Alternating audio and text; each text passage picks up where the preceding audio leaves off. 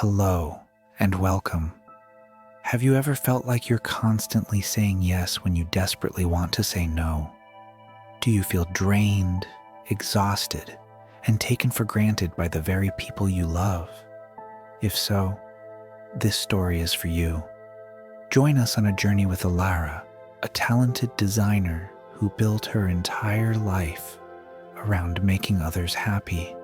She was the friend who always helped out, the coworker who stayed late, and the family member everyone could count on.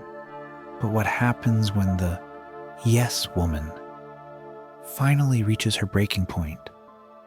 In this story, we'll dive deep into the silent struggle of a people pleaser, the explosive consequences of setting boundaries, and the shocking truth behind why people might be taking advantage of you.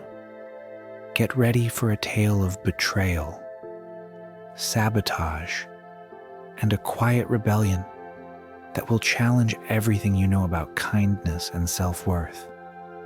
You won't want to miss a single moment of this powerful journey to finding your voice. Is Elara's story your story? Stay tuned to find out. The breaking point. A Sunday betrayal. The low, relentless hum of the city on a Sunday afternoon was all Elara heard as she walked into the daily grind, a trendy cafe, a 45-minute bus ride from her apartment.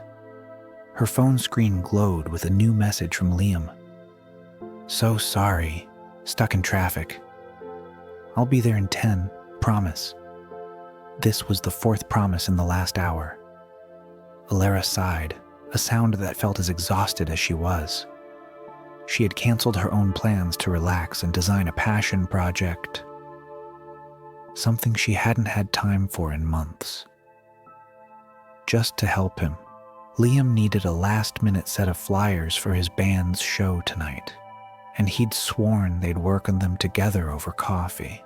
She ordered a latte and found a corner booth, the heat from the mug doing little to warm the cold knot of dread in her stomach. 10 minutes turned into 20, then 30. Elara opened her Instagram just to pass the time. A vibrant, sun-drenched photo appeared at the top of her feed. It was Liam. He wasn't in traffic. He was at the beach, laughing with his bandmates, a cooler by his side, and a caption that read, "Pre-show vibes." Couldn't be better. The cold knot in Elara's stomach hardened into a lead weight. It wasn't just the lie. It was the casual, effortless betrayal. She had given up her last ounce of energy, her precious Sunday, for a person who didn't even have the decency to text her a real excuse. She scrolled further, seeing another post from a different friend she had helped last week, then a coworker she'd bailed out a month ago. All of them looked happy, successful, and unburdened. Their lives built on a foundation of Elara's freely given time. The bitterness in her coffee tasted like regret. The cafe was a blur of happy conversations and clinking cups.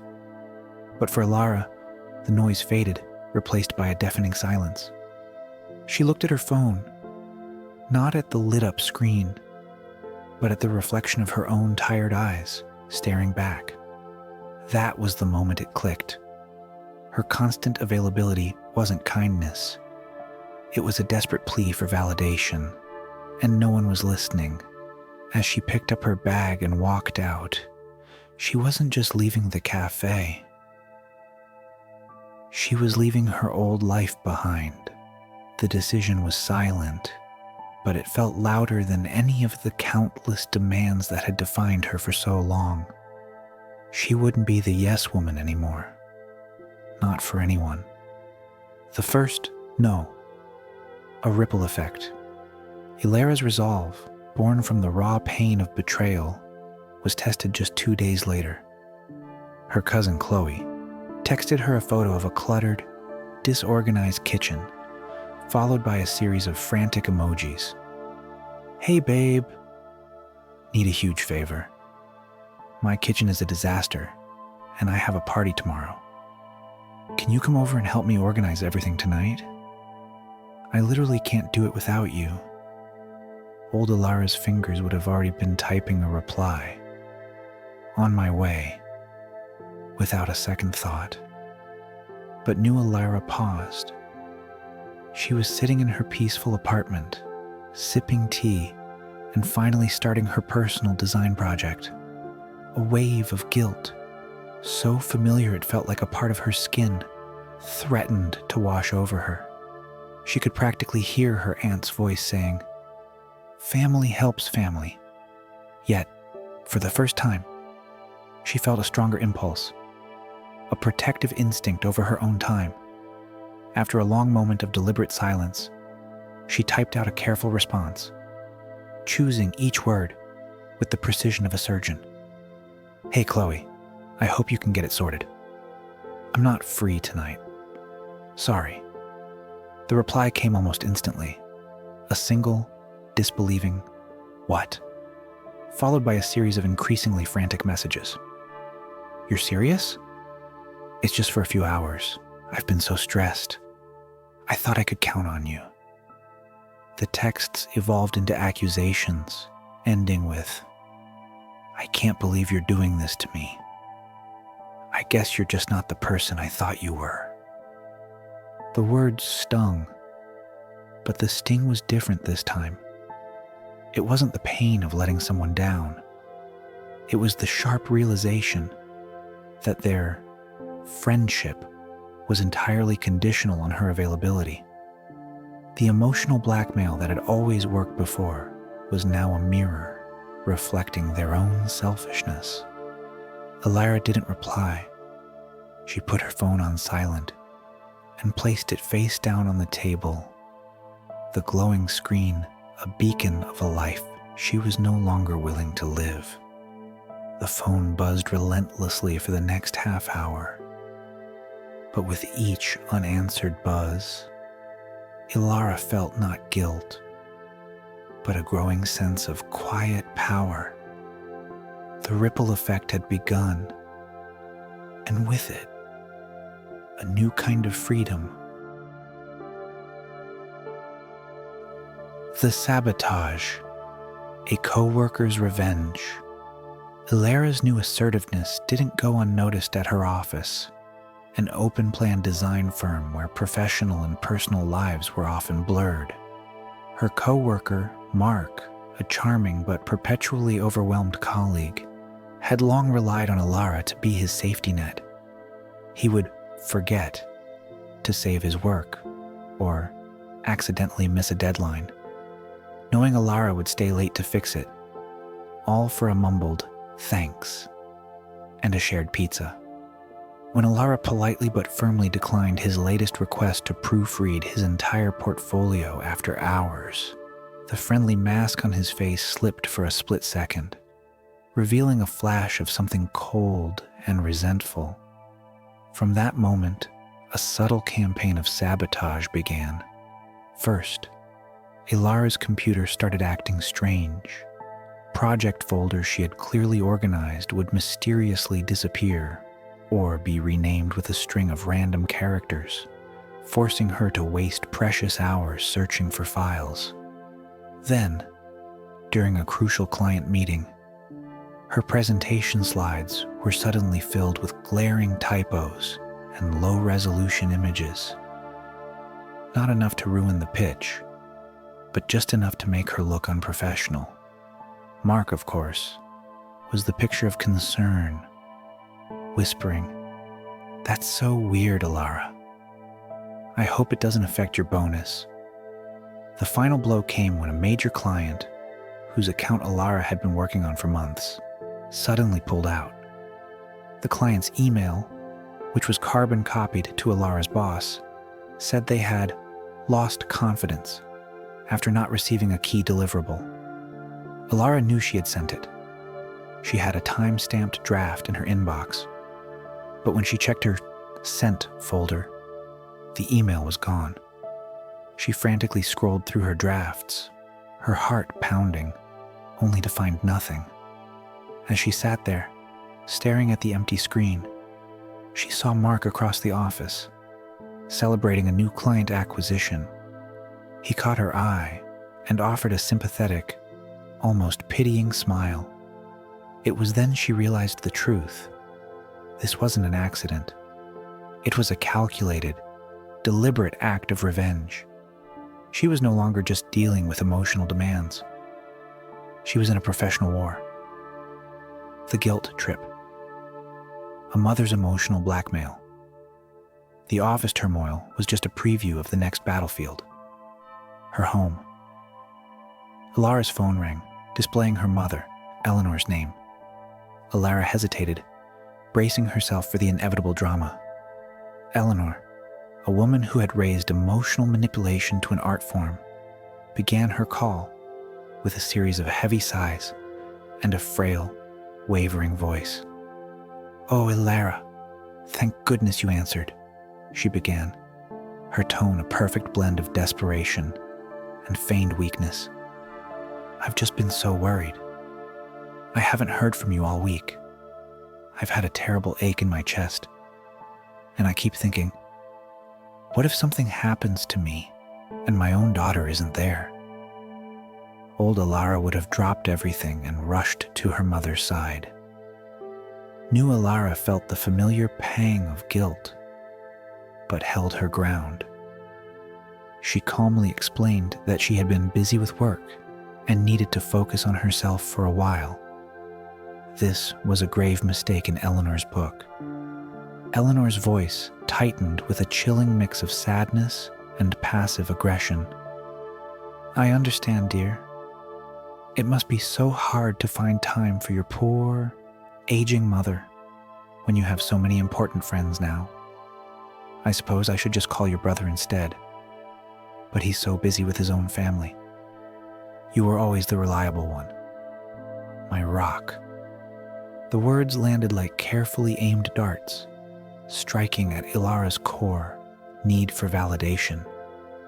Eleanor began reminiscing about all the sacrifices she had made, all the times she had put Elara first, subtly weaving in the unstated accusation that Elara was now abandoning her. Elara could hear the unspoken message loud and clear. "Your independence is hurting me, and a good daughter wouldn't do that." Elara's resolve began to waver. She felt the isolation of her new boundaries acutely, and her mother's words made that loneliness feel deserved. She hung up the phone with a heavy heart, her hands shaking. She had successfully said no, but the emotional price was higher than she had anticipated. The quiet rebellion was no longer a simple act of self-care. It was a painful war against a lifetime of ingrained guilt. The silence that followed was not one of peace, but of a new, agonizing internal conflict. The new confidant, a mysterious ally. Just as Elara was beginning to feel the walls close in, she met Leo. He wasn't a therapist. He was a freelance writer who often worked at the same cafe she now frequented to escape her guilt-ridden apartment. They first bonded over a shared frustration with unreliable Wi-Fi, but their conversation quickly deepened. Leo was quiet, observant, and seemed to understand her internal struggle without her having to explain it. He spoke about his own past, a time when he was a human doormat, always available, always burning out. He was living proof that change was possible. He introduced her to the concept of psychic energy, a term from a book he was reading, explaining that every request, every obligation, consumed a part of her finite mental and emotional resources. "You're not being selfish by saying no," he told her one afternoon, his voice calm and steady. "You're protecting your core. You're learning how to be a fortress, not an open door." Leo became her anchor. He would send her messages of encouragement, not demanding a reply, but simply offering support. He'd suggest small, tangible actions, putting her phone on a timer, dedicating 2 hours a day to her own projects without interruption, or simply allowing herself to feel the guilt without acting on it. Their connection deepened, built on a foundation of mutual respect and understanding, rather than utility. Elara found herself telling him about the sabotage at work and the emotional blackmail from her mother. Leo listened without judgment, offering not solutions, but a mirror to her own strength. He saw her for who she was becoming, not for what she could do for him. He was the first person in her life who truly saw her as a person, not a resource. With Leo's quiet support, Elara began to see the isolation she felt not as a punishment, but as a necessary and powerful part of her transformation. The unmasked friendship, a public confrontation. Elara, buoyed by her newfound self-respect and the support from Leo, decided it was time to reconnect with her old friends. She suggested a coffee get-together, hoping to explain her recent changes. Her friend group, once a tight-knit circle, felt different now. The air was thick with a palpable tension. The conversation started innocently enough, but it quickly turned cold. Her friend Maya, the one who had stood her up at the cafe, brought up Elara's recent disappearance. The tone was casual, but the words were a veiled accusation. "It's just so unlike you, Elara," she said, her smile not reaching her eyes. "We all thought something was wrong.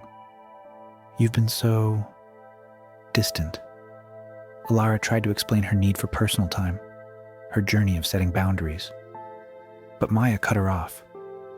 "Boundaries? You mean you just don't want to be there for us anymore?" She scoffed. "You're not the Elara we know." Just then, Elara's phone buzzed with a notification she had forgotten to silence. It was a group chat she had been removed from months ago, but the title remained in her notifications. Elara's Fan Club. An old message popped up as a preview, a screenshot of one of Elara's polite decline texts, followed by a message from Maya. "Look at the new and improved Elara. So selfish now." Another friend's response read, "Guess she's not the reliable one anymore. We'll have to find a new go-to." Elara's world went silent. The betrayal felt far worse than Liam's. She looked at each of their faces, the feigned concern, the subtle smirks. It was a cold, calculated betrayal. They hadn't been worried about her. They had been mocking her. The friendship was never about genuine care. It was about who could get what they needed from her.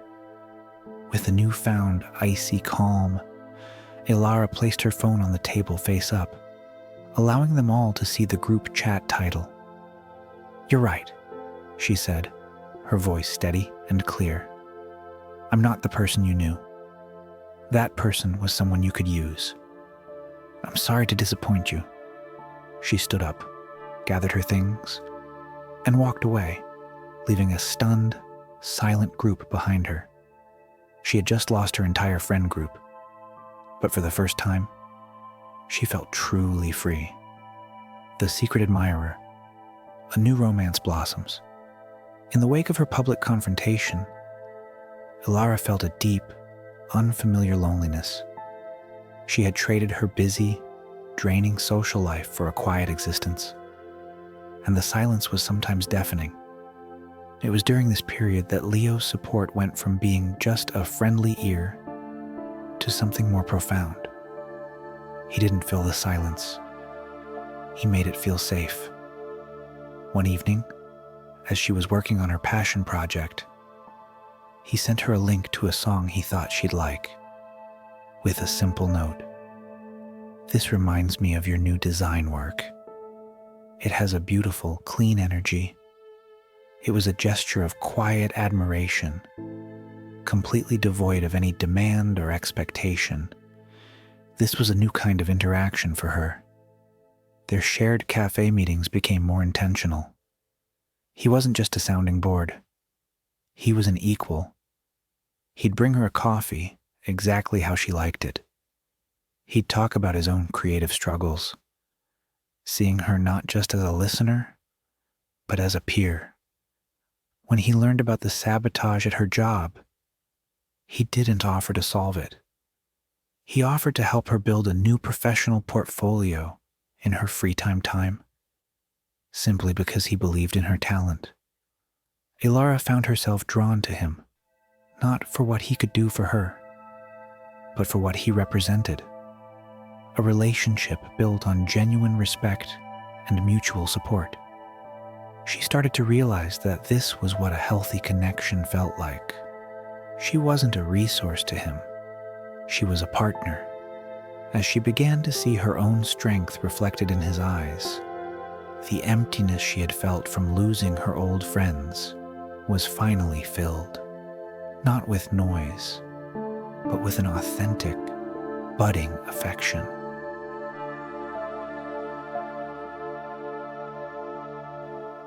The unraveling, the web of lies. Elara's newfound confidence with Leo encouraged her to dig deeper into the mystery of her stolen work files. She knew Mark was behind it, but she needed proof. One evening, after the office had emptied out, she returned to her desk and carefully began searching her cloud backups and her network's history logs. It was a tedious, painstaking process, but she was driven by a quiet fury. What she uncovered was far more sinister than she had imagined. She found a series of instant messages sent between Mark and several other coworkers, dating back months. The chat was titled, "Elara's Errand Service." The messages were a shocking record of their shared contempt. They would openly brag about the projects they had pawned off on her, laughing about her inability to say no. The messages revealed a game, a silent competition to see who could get her to do the most work for them. One thread detailed Mark's elaborate plan to sabotage her. He had not only deleted her emails and files, but he had been systematically undermining her reputation with their boss. The messages exposed how he had manipulated the system to make it look like Elara was falling behind and becoming unreliable. The very qualities she was working so hard to shed. But the most devastating discovery came in a message from Maya, her now ex-friend. She had been in on the office games too, sharing stories from their personal lives that Mark used to gauge Elara's mood and manipulate her. She wasn't just a victim of circumstance. She was the target of a calculated and coordinated campaign. The pain was sharp and visceral, a deep betrayal on both a professional and personal level. She wasn't just a people pleaser. She was a puppet in a web of lies woven by the people she had trusted most.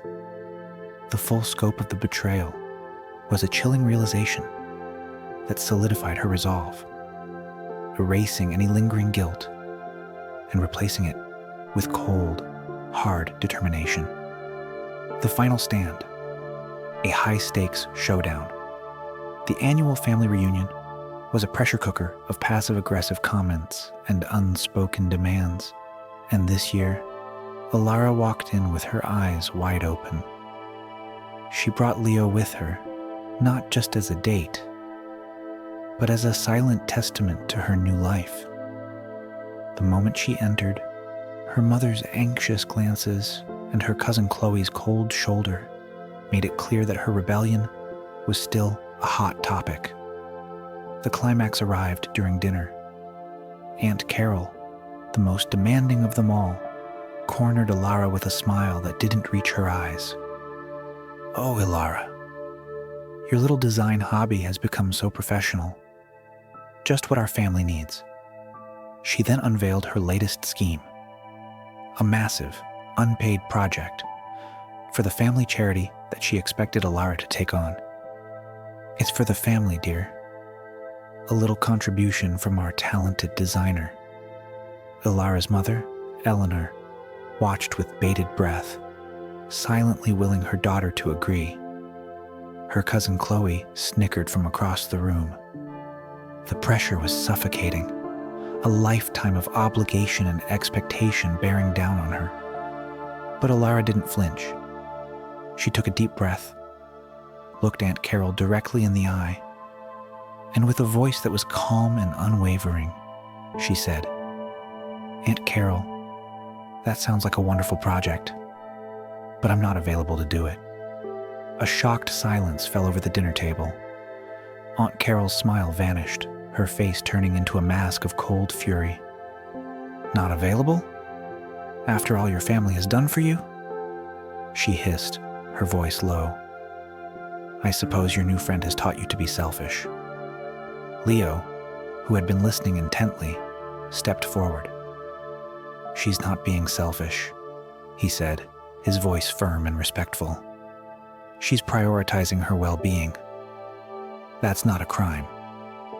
The confrontation escalated. Aunt Carol's accusations grew louder, but Elara held her ground, no longer reacting to the emotional attacks. "My availability is no longer a given," she said, her voice clear for everyone to hear. "It is earned through respect." The room was divided. Her mother looked crestfallen, and her cousin looked stunned, while a few younger family members watched with a mix of awe and admiration. Elara had not just said no. She had publicly drawn a line in the sand, finally standing up for herself and exposing the manipulative dynamics that had controlled her life for so long. She had won the battle, but the war for her freedom was far from over.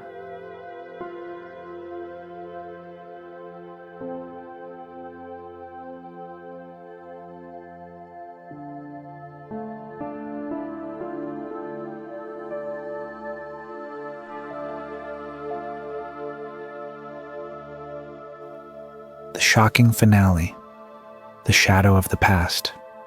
Elara's victory at the family reunion was a powerful triumph, but it came with an unexpected consequence. A few days later, her Aunt Carol, humiliated and desperate, sent her a frantic email. She wasn't writing to apologize. She was begging for Elara's help. The charity project she had mentioned was, in fact, an elaborate ruse. Aunt Carol and her husband had been caught up in a multi-level marketing scam and had promised the schemers a major new charity website, the very one she wanted Elara to design for free, as proof of their legitimacy. By refusing, Elara hadn't just stood up for herself. She had unknowingly sabotaged their last hope of pulling off the fraud, and now the scammers were threatening to expose them all. But the final, most devastating twist was yet to come. A package arrived at Elara's door. It was from a legal firm, containing a letter and a thick file of documents.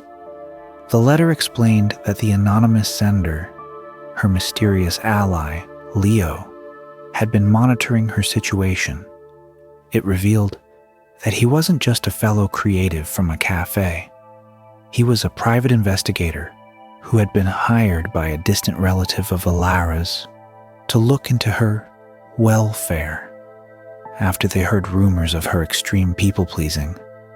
The file contained a detailed report of Mark's sabotage at work, including screenshots of the group chat and a list of all the lies he had told.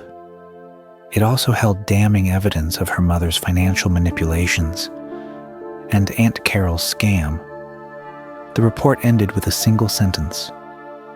Subject's environment is toxic.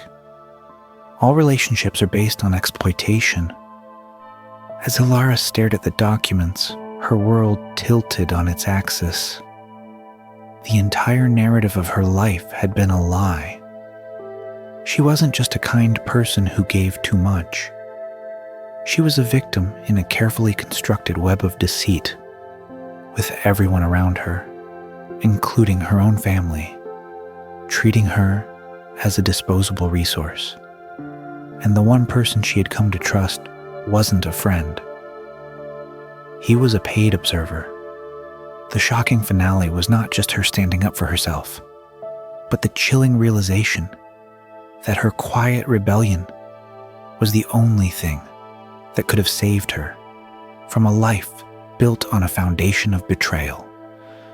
The story ends with her facing a new, uncertain future, but now armed with the cold, hard truth